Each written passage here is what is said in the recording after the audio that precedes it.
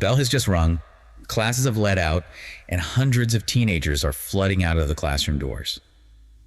But instead of that chaotic, deafening roar of voices that you probably remember from your own childhood, there's this eerie, almost unsettling silence. Right, the classic zombie walk. Yes, that is exactly what educators at the time grimly called it.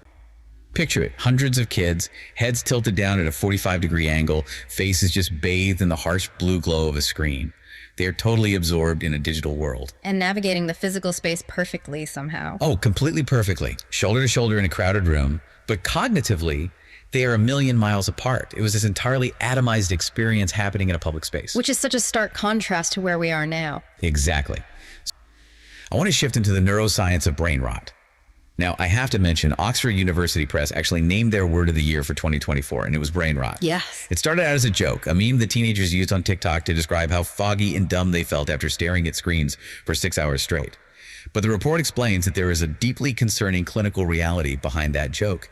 And the crucial point is that adolescent brains, which are still actively developing their prefrontal cortex, the area responsible for executive function, impulse control, and long-term planning, are uniquely and disproportionately vulnerable to this extraction. It all comes down to the dopamine scrolling loop and something called variable reinforcement schedules. Okay, I want to slow down here, because I think a lot of us use the word dopamine pretty loosely. But what is the actual clinical mechanism happening in a 14-year-old's brain when they are sitting in the back of a classroom, just endlessly scrolling and swiping through 15-second short-form videos? It's a very precise mechanism that revolves around what neuroscientists call reward prediction error. If that video is funnier, more shocking, or more stimulating than they subconsciously anticipated, meaning the outcome is better than expected, their brain registers a positive reward prediction error. Yes, it releases a massive spike in dopamine.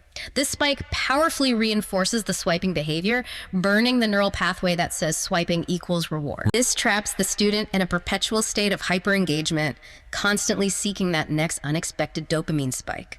It is genuinely terrifying when you realize that intense, slot machine level neurological loop is happening silently while a teacher is trying to explain the periodic table. There's a physiological changing of the brain. I found this absolutely mind-blowing. Cognitive offloading is an incredibly dangerous behavioral habit where a person subconsciously outsources their memory and their active problem-solving capabilities to an external device.